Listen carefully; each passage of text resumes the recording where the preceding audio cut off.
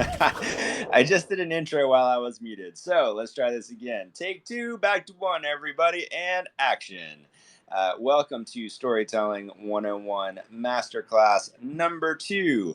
I am Eben Matthews, co founder of Macroverse, and we will be diving into more things about developing story, developing characters, creating storylines and franchises, building the entertainment universes of our dreams, and more importantly, your dreams. That's what we're here for. That's what we hope to provide back to this wonderful community that we feel so privileged to be a part of. My co-founder Adam should be joining us shortly, but I am gonna keep rambling for a minute because I hate jumping onto these Twitter spaces and just being dead air while people come in and find their way up to the stage and so forth and so on. So let me say hello to Agent Tiny, Tinyverse, Lady Valor, hello. Also inviting you guys up to speak and at least say a hearty GM. I noticed that Tiny is rocking a new PFP. I don't know if I've seen him without a agent or a Zed for a long, long time, if ever. So I am curious about that. Let me invite Adam up, who is here.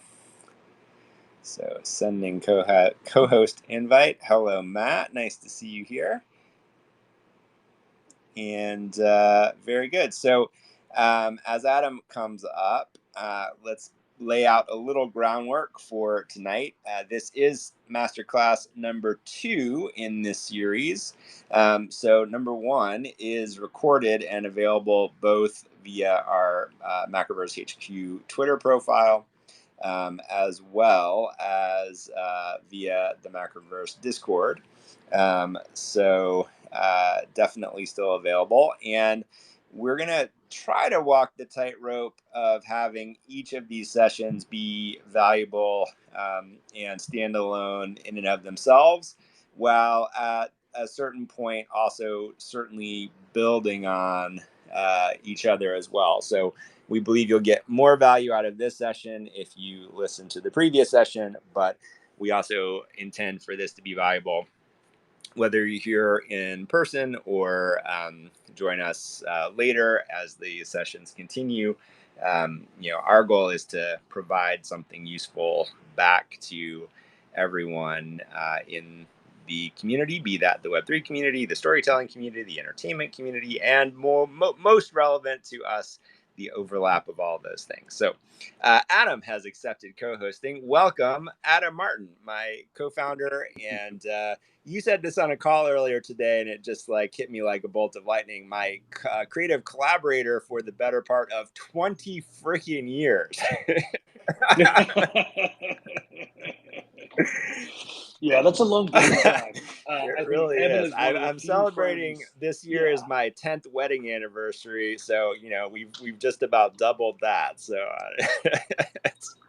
well, I was realizing actually we met, of course, when my wife was pregnant with That's our right. daughter, who turned 20 a couple of months ago. That's right. So yes, we may not be creative partners that far back, but it's certainly been. It wasn't long after. It was not long after that. Wow, ridiculous, amazing. Well, my friend, my collaborator, my co-conspirator. Welcome to.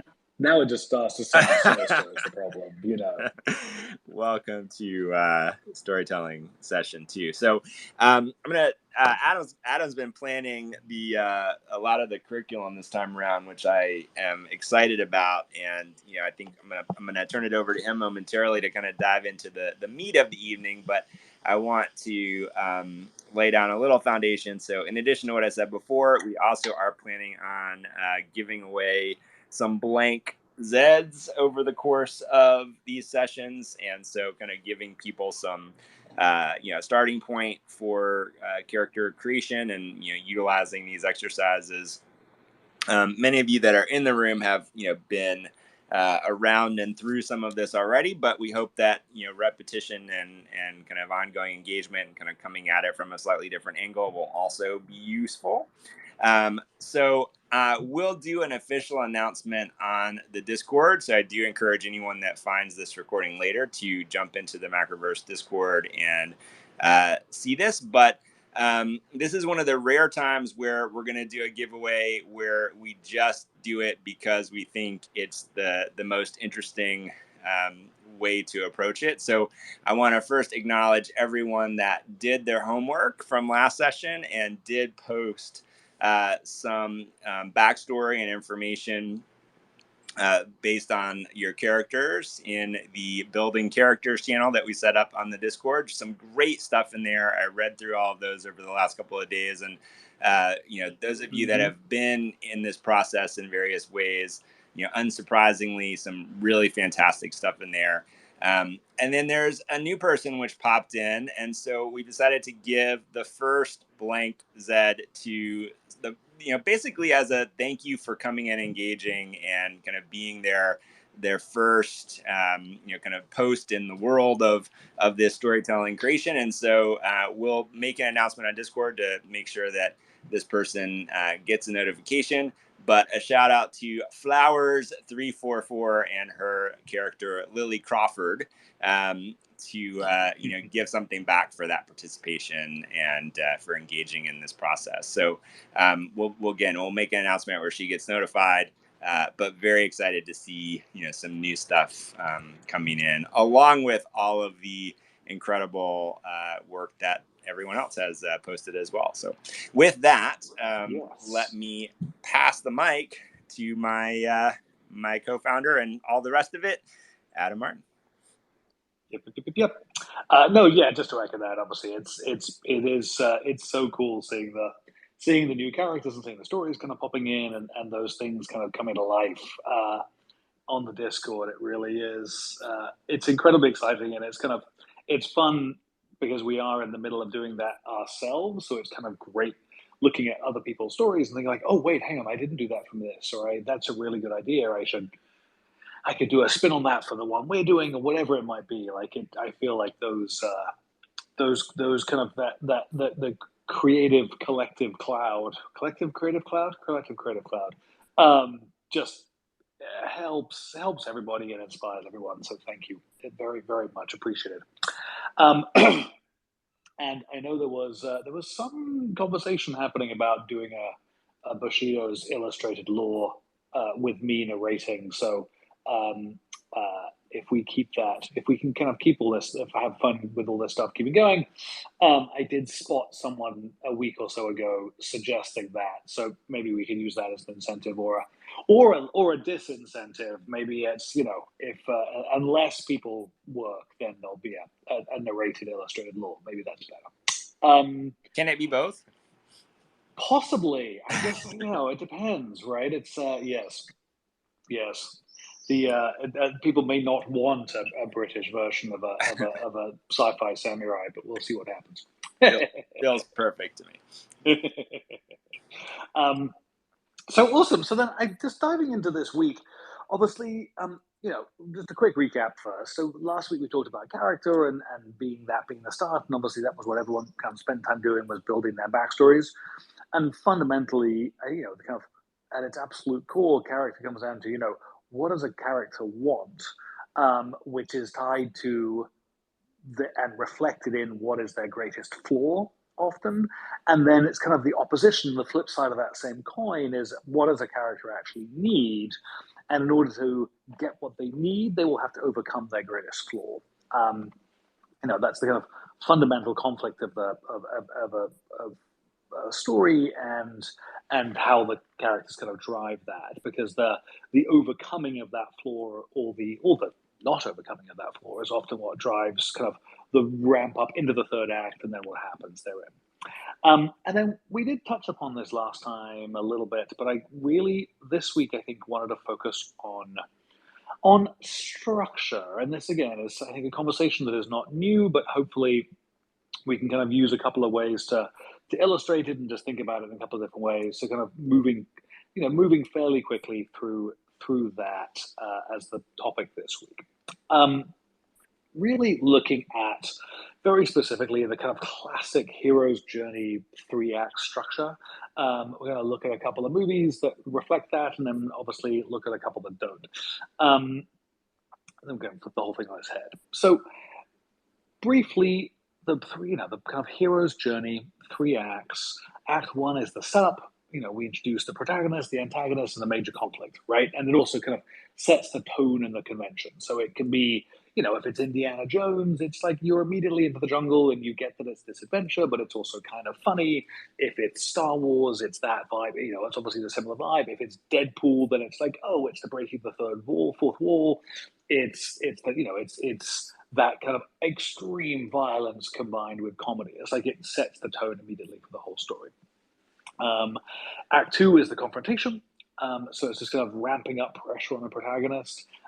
Generally, it follows this kind of sine wave. So things are going up and things are fairly good, and then it all collapses towards the end of Act two, which ends with the kind of rock bottom.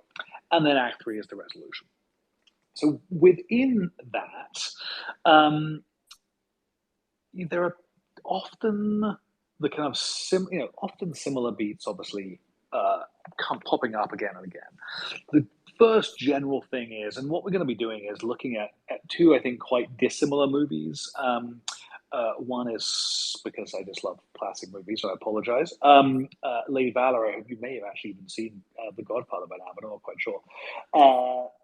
One is going to be The Godfather, and then the other is going to be Star Wars, and then we'll just kind of reference other ones in the way.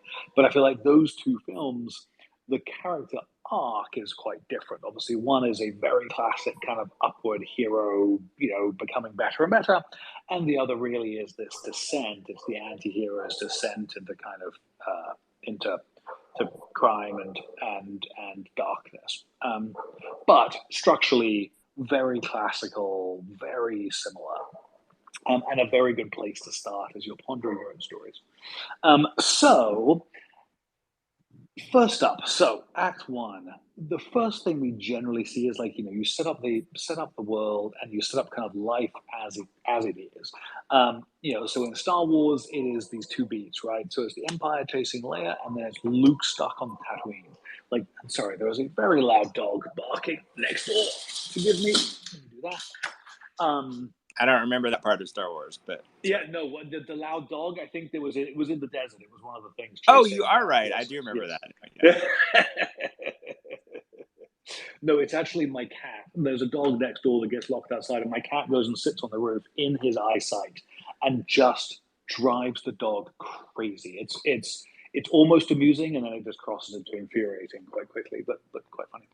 Um, so anyway, so yeah, Star Wars. It is very much like that. Like I said, it's the you got the Empire chasing Leia. You've got obviously the sci-fi setup of the whole thing. You've got Luke stuck on Tatooine. He wants to be doing something more, but he's stuck. In The Godfather, it begins with the wedding, and the opening lines of the movie. I believe in America. So it's this kind of deeply cynical look at what America is and represents to kind of the immigrants, especially that come there. But it is this look at the family. So it's the Don, he's in charge. There's the stories about the kind of Johnny Fontaine and the who's the Frank Sinatra character, being threatened, by Don Corleone, the family boss. Makes the former band manager an offer he can't refuse.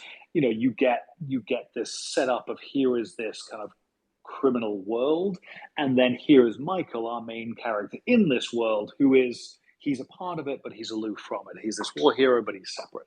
And so that's very much again life as it is. Next thing that is very typical then is your inciting incident or your kind of call to adventure. In Star Wars, it's Luke buying C-3PO and R2-D2, right? It's that nothing would have happened if Luke had not had that interaction with those robots, had not picked them up, and therefore discovered the message from Leia, and everything spins from there. So without that one event, none of the rest of the story could unfold.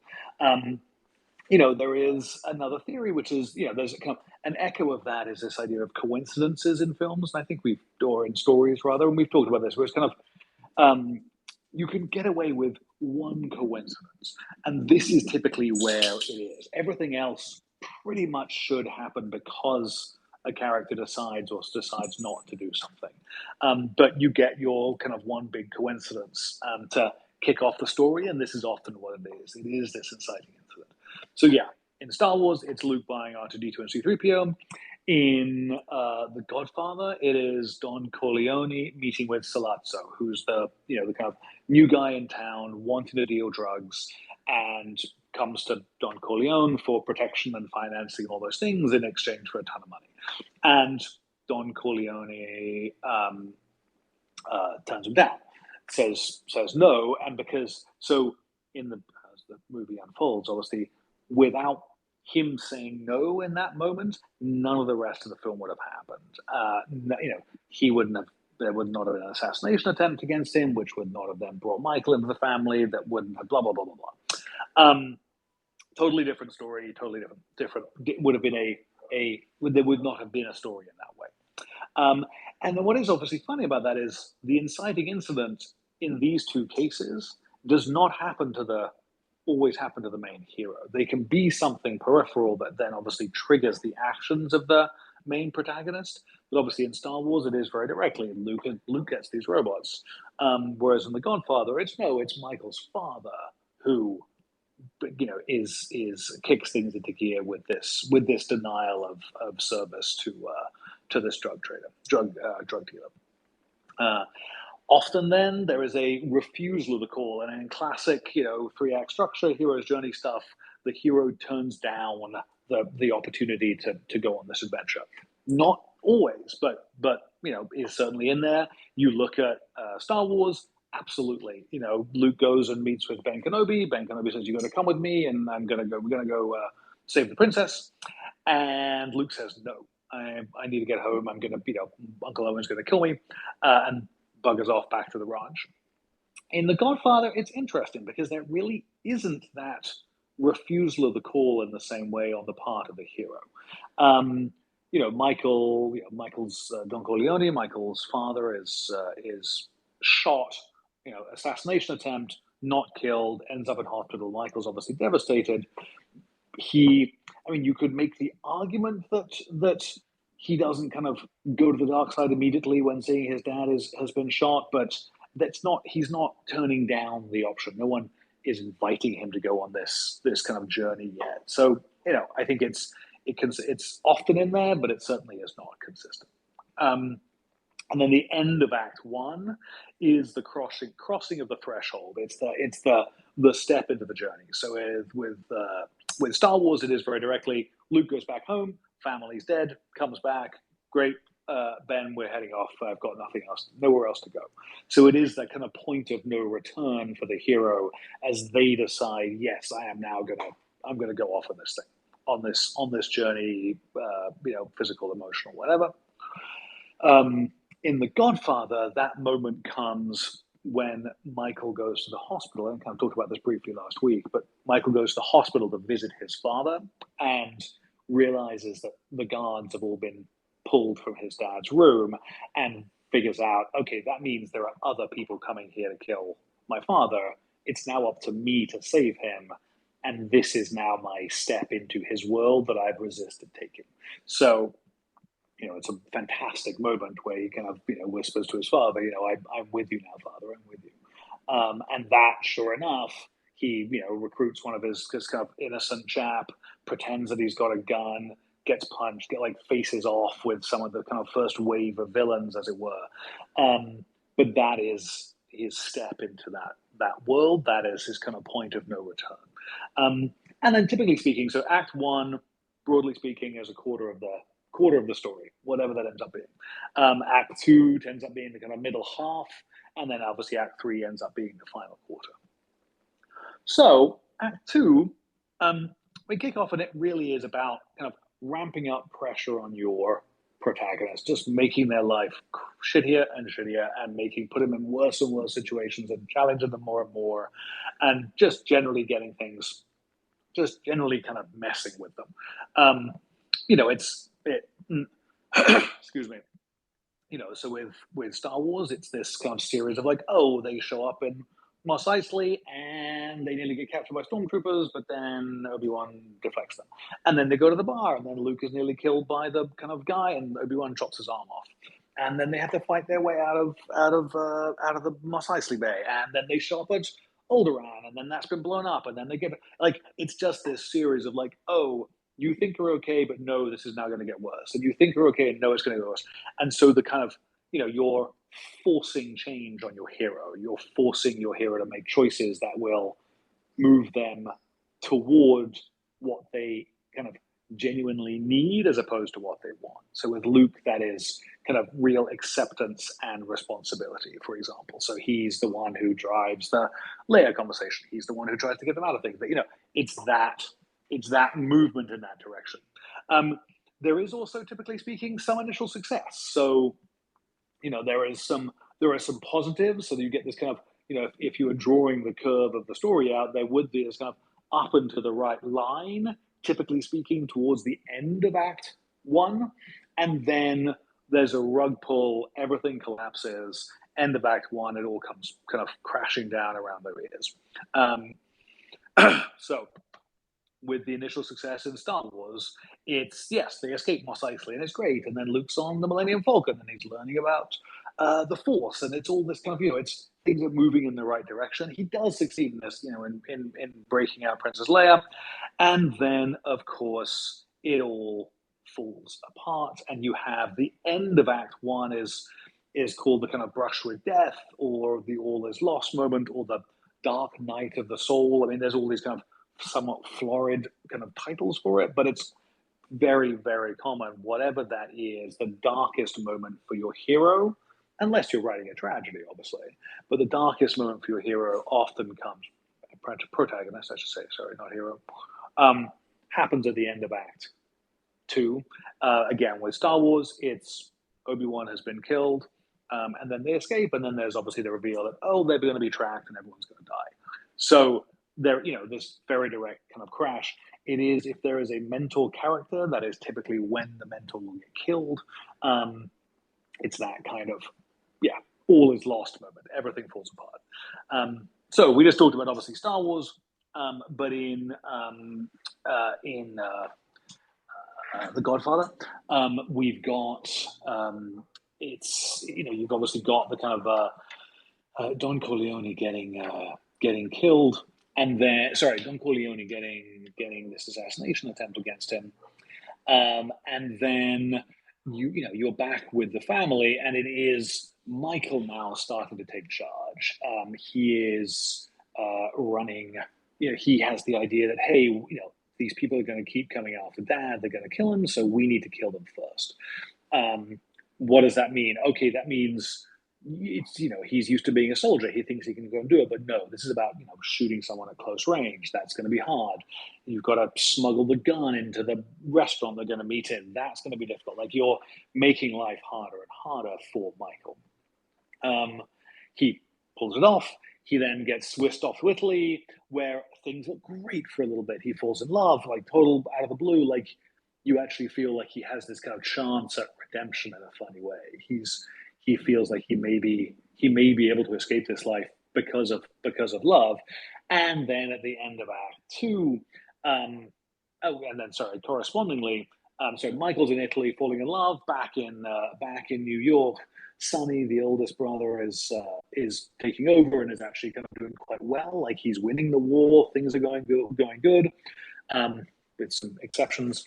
And then end of Act Two is Sonny is killed. He's set up and killed, and Michael's wife is also killed. There's a bomb in the car, and for him, she dies. And end of Act Two, it's all terrible, and that's how we now go into this. So coming into Act Three, Luke is going to have to kind of realize what he can do and kind of move beyond his reliance on his mentor, and Michael is going to be harder and have to move beyond the pain of what he's gone through and become again the person that he never really wanted to become in order to protect his family. That becomes his kind of motivating driving force. So then Act Three is the resolution, right? So it's the protagonist having kind of grown into the person they needed to become is now able to able to resolve the conflict and kind of comes out a changed person, sometimes for better, sometimes for the worst.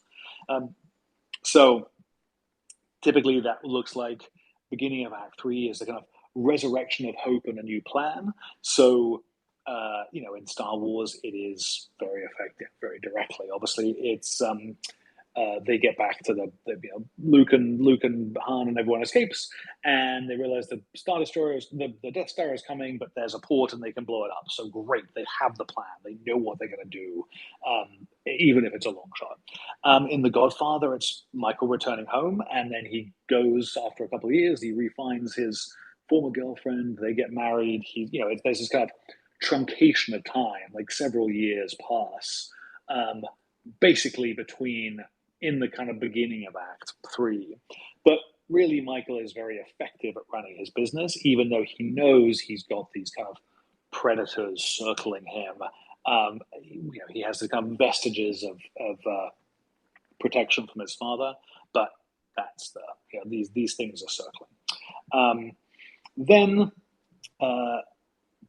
again, a little bit different always. So, typically speaking, in the three act structure, you then kind of go from the new plan, and then obviously there's the final battle. There's some ups and downs in the final battle, but ultimately there's victory, and the hero has come out and has changed inside and out. Their external situation has changed, their internal situation is better, and they've become the bigger person.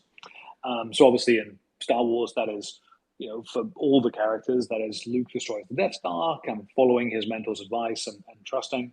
Han obviously returns and helps him with the whole thing. He's become the better person. It checks all those boxes, and they're all much better off. And that's the way the film ends. So I'm very hopeful.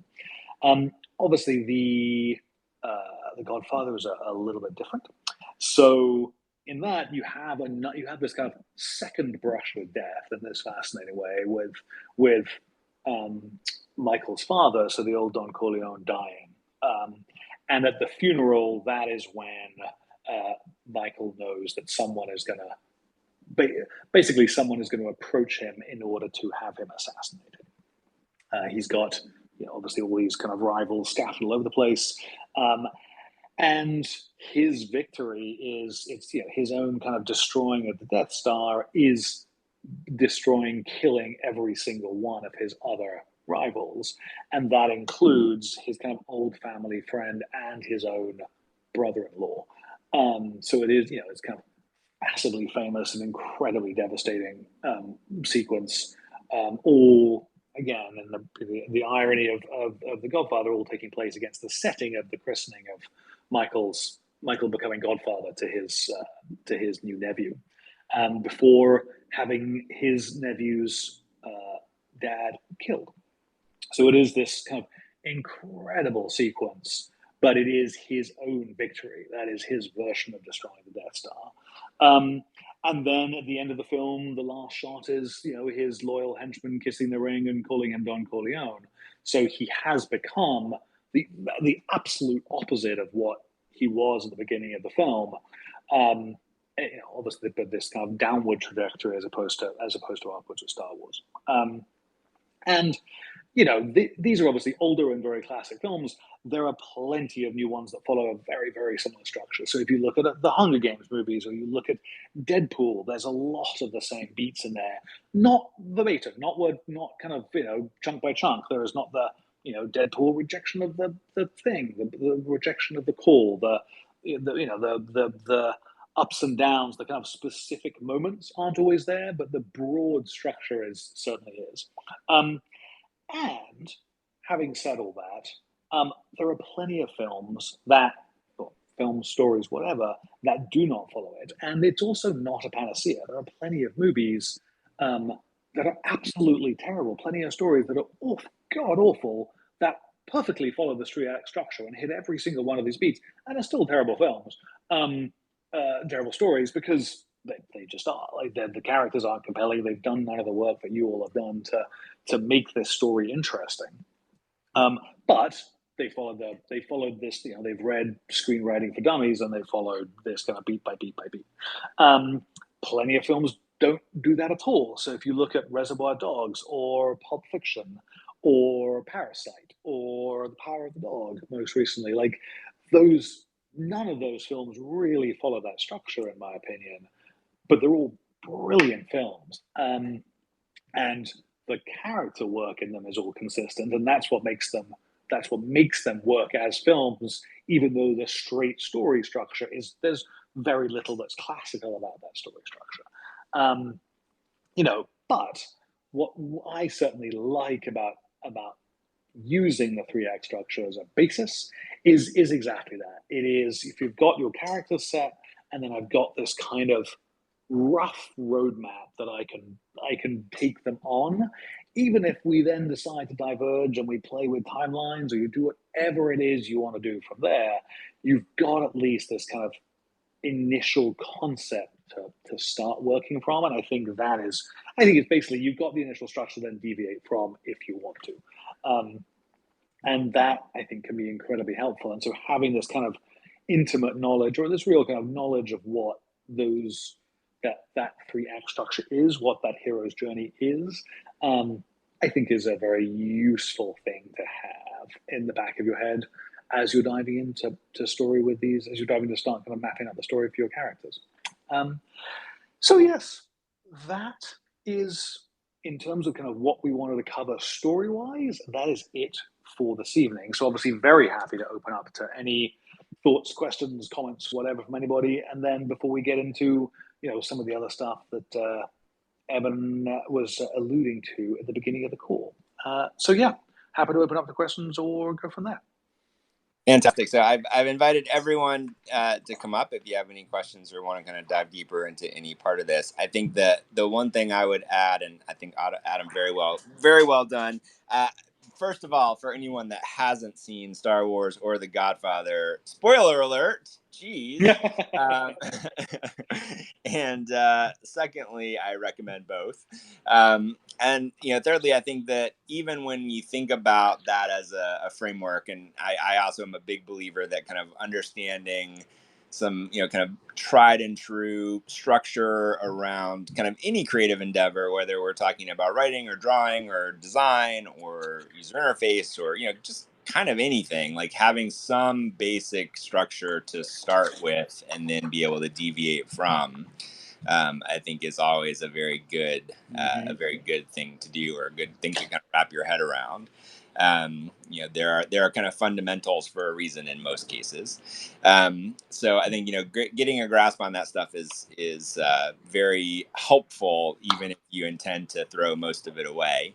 But I think that the thing that we can say that is very relevant to the part in the process that I think most of the people in this room are at, and also kind of the starting point that we're kind of challenging people to dive in this round with, is that whether you hit those very specific beats or not, the characters are going on a journey over the course of the story. So what I think is almost without fail in every kind of interesting show, movie, comic, kind of any medium that we would kind of point to, even great games that have, great stories, the character ends in a place that's different than they began. Something has changed, for that character, for those characters. And it's the struggle that they go through along the way to find that change, to end in a different place than they began, that makes the story interesting and compelling, and makes us want to come with them on that journey, to go with them through those struggles. And and just to echo that, I Yeah, think I would say that applies equally to your heroes and your villains. You know, absolutely, you look at someone like Homelander in The Boys. He is every bit. He is actually, I think, the most compelling of those characters, um, absolutely. and is just a fantastic anti-hero. But he's absolutely playing out the wants, his own wants and needs, um, in opposition to everybody else's. Yeah, yeah. None of this is quote unquote hero or protagonist specific, to be Yeah, sure. yeah. Um, So, Rommel, you came up, and I would love to hear your perspective on any of this, or ask a question.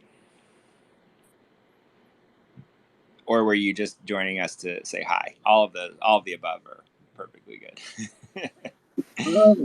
I was just listening today. I Okay, know good. Oh, awesome. I know a lot of people like to use the 3 act. I know some people like to use the 5 act. In general, as long as you have a rising tension to climax, you have a story. Um, so Agreed. 3 act is more common, but if you really want to dive into it, I recommend looking into the hero's journey a little more, and also look into the 5 act structure. Yeah. Hmm. Yeah, and then I think the other thing that just occurs to me to talk about, and I think this is where, as you start to kind of understand or wrap your head around that, just kind of structurally, is that then there are sort of, I guess for lack of a better way of saying it, kind of echoes of that structure in the smaller portions of that structure often, especially as we look at kind of longer form content, whether that's TV shows or comics, or things that carry on over a longer period of time. If you look at multiple seasons of television, typically each episode has some sort of either 3 act or 5 act, or some version of that structure in it. And then you're kind of looking out over the course of the season, which also has some version of that structure in it. And then over the course of the series, there's some version of that structure in it. So you can start to build kind of these layers of smaller arcs that lead to larger arcs, which lead to kind of the full arc of the longest version of the story, or the largest version of the story that you're telling.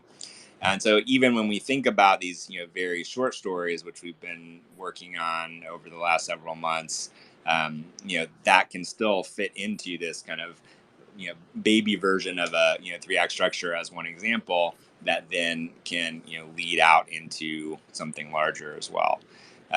So I think it's just, worth kind of thinking about as you're writing out or thinking through, some of the questions that we posed last week around who are these characters, what do they want.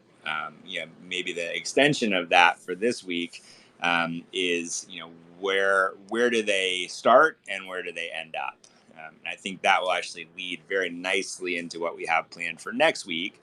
So, where do we go from here? So I think number one is we want to invite and challenge those of you on the call, and also are in the space, and also who come to listen to it later, to come into the Macroverse Discord. There's a channel called Building Characters. Of course, we love it if you do this with the characters and collections that we are involved with, but it doesn't have to be. I think we're interested in kind of seeing this process and encouraging people to engage in this process, regardless. So even if you bring an outside character or an outside PFP, or anybody that you like, we're certainly happy to play as well. So come into that channel. You'll see some prompts if you haven't already. And I'll add to that list, where do they start, where do they end. And then what we're going to be going into next week, and a little sneak preview of this, we will post both on Twitter and on the Discord a tool that we've been working on that's a bit of a story building tool or worksheet. And so next week, we're going to go through that live and kind of talk through how we would take, one or more of the characters that have been pitched into that channel, and kind of help to flesh out and develop something within the context of this, story building worksheet. So look for that, again, both on Twitter, also on our Discord. And we'll be able to kind of go through it live and in person, same time next week here in episode 3 of the Storytelling 101 classes. So excited about that. We're actually very excited to share that with all of you. It's something we've been kind of working on and refining a little bit. And this will kind of be a little bit of a beta test as well. So if you're in the mindset of, helping to kind of refine this as a tool, we're starting with a version of it that's essentially, a digital version of kind of pen and paper. And then some of the things that we learned through this process, with those of you that choose to kind of work through this with us, will get integrated into the app that we're building and into the platform that we're building as well. So there's a kind of multi-purpose to all of this. But at the end of the day, we want to make sure, as I said at the beginning, that it's really valuable for you that choose to engage in this process, and that we find ways to help you accomplish some of the creative things that you want to accomplish as well. So that brings us finally to giving away a couple of additional blank Zeds. So if anyone doesn't know, what is a blank Zed? So one of our character collections and one of the worlds that we're playing in is called Dead Town. It's a neo-noir post-apocalyptic zombie world. And so the first collection from that world is called Dead Town Zeds. And they're these custom created zombie characters, which means you get to build them and create them yourself on our website and in our app.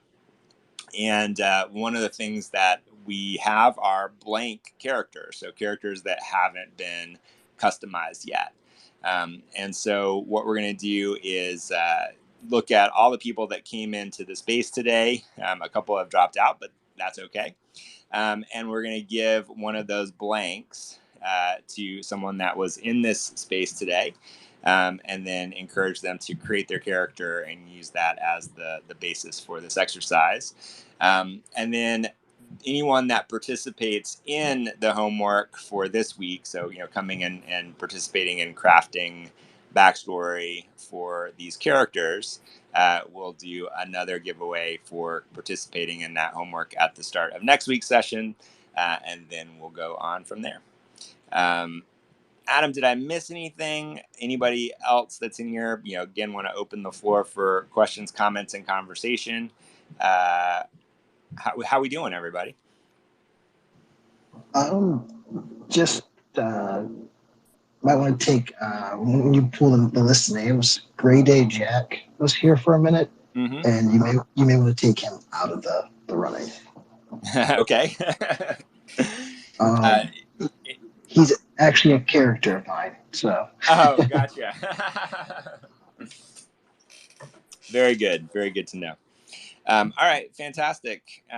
Again, before we close out the room, kind of last chance to pop up, and if not, really appreciate as always everybody coming in, and just want to one last time say, we hope these sessions are valuable, and we're going to keep them going. Yes. Amazing. If I wanted to leave anybody with anything, it would be when you're looking at your characters and you're trying to set them up for that first act, take a look at what their overarching desire is and make sure they can't get it in that first act. It needs to be something that is out there, and you gotta save it for later. Or I would propose, yes, 100%. Or I would propose they get it and then realize it's not at all what they wanted, and therefore are unfulfilled. The old genie in the lamp. Lots of genies and lamps in this process. Absolutely. Oh, yes. I would actually go with a hybrid of those two and say, if you're going to go ever with your version of that, you actually don't want to have them not get it in the first act. You want to have them not get it halfway through, so that they're moving towards one goal. They then get it, but realize it's not what they wanted, and have to then go off and do something else. Yes, fair enough. My third hybrid version of that. Yes. There's lots to choose from in this conversation. Absolutely. Well, awesome. Adam, any last words before we close it out? Nope. I think we're great. Thank you so much for joining. Fantastic. As always. Great job. Find us on Twitter. Find us on Discord. Watch for that post with next week's activity. I will say sometime in the next 48 hours, so before the end of the week. And we're onward and upward from there.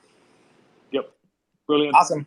Thanks, everybody. Thank you. Have a great rest of your day, evening, morning, wherever you are in the world, and we'll talk again real soon.